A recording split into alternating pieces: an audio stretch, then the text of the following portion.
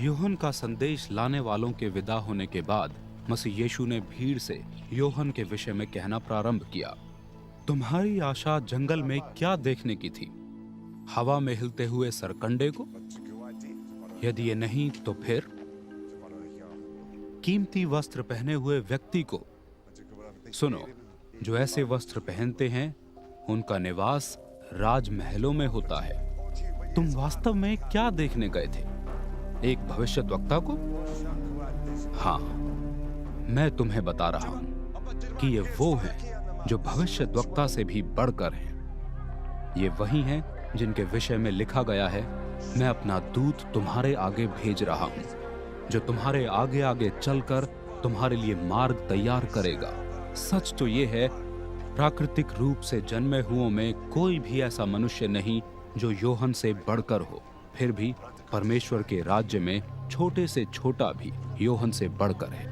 जब सभी लोगों ने, यहाँ तक कि चुंगी लेने वालों ने मसीह यीशु के वचन सुने, तो उन्होंने यूहन्ना का बपतिस्मा लेने के द्वारा ये स्वीकार किया कि परमेश्वर की योजना सही है।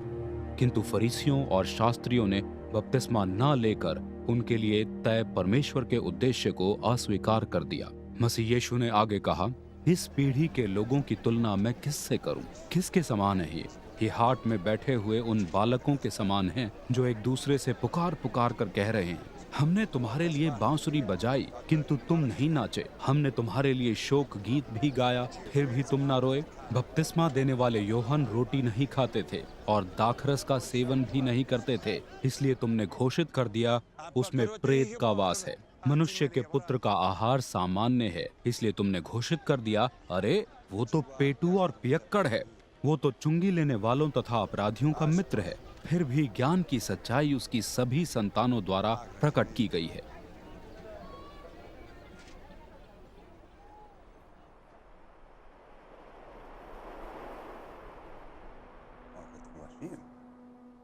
एक फरीसी ने मसीह यीशु को भोज पर आमंत्रित किया। मसीह यीशु आमंत्रण स्वीकार कर वहां गए और भोजन के लिए बैठ गए। नगर की एक पापिन स्त्री, ये मालूम होने पर कि मसीह यीशु वहां आमंत्रित हैं, संगमरमर के एक बर्तन में इत्र लेकर आई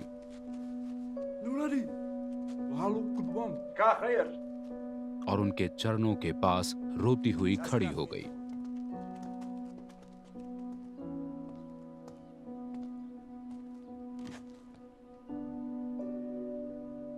उसके आंसुओं से उनके पांव भीगने लगे। तब उसने प्रभु के पांवों को अपने बालों से पोंछा, उनके पांवों को चूमा तथा उस इत्र को उनके पांवों पर उंडेल दिया। जब उस फरीसी ने, जिसने मसीह यीशु को आमंत्रित किया था, ये देखा तो मन में विचार करने लगा, यदि ये व्यक्ति वास्तव में भविष्यद्वक्ता होता तो अवश्य जान जाता कि जो स्त्री उसे छू रही है वो कौन है, एक पापी स्त्री।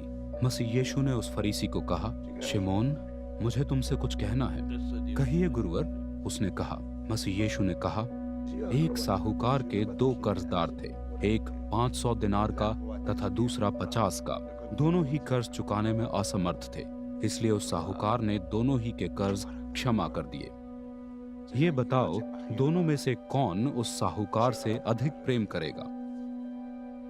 शिमोन ने उत्तर दिया, मेरे विचार से वो जिसकी बड़ी राशि क्षमा की गई। तुमने सही उत्तर दिया, मसीह यीशु ने कहा। तब उस स्त्री से उन्मुख होकर मसीह यीशु ने शिमोन से कहा, इस स्त्री की ओर देखो। मैं तुम्हारे यहाँ आया, तुमने तो मुझे पांव धोने के लिए भी जल न दिया, किंतु इसने अपने आंसुओं से मेरे पांव भिगो दिए और अपने केशों से उन्हें पोंछ दिया। तुमने चुंबन से मेरा स्वागत नहीं किया, किंतु ये स्त्री मेरे पांवों को चूमती रही। तुमने मेरे सिर पर तेल नहीं मला, किंतु इसने मेरे पांवों पर इत्र उंडेल दिया है। मैं तुम्हें बताना चाहता हूं कि ये मुझसे इतना अधिक प्रेम इसलिए करती है कि इसके बहुत पाप क्षमा कर दिए गए हैं। किंतु वो जिसके थोड़े ही पाप क्षमा किए गए हैं, प्रेम भी थोड़ा ही करता है। तब मसीह यीशु ने उस स्त्री से कहा, तुम्हारे पाप क्षमा कर दिए गए हैं।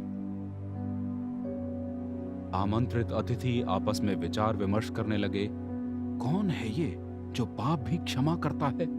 मसीह यीशु ने उस स्त्री से कहा, तुम्हारा विश्वास ही तुम्हारे उद्धार का कारण है। परमेश्वर की शांति में विदा हो जाओ।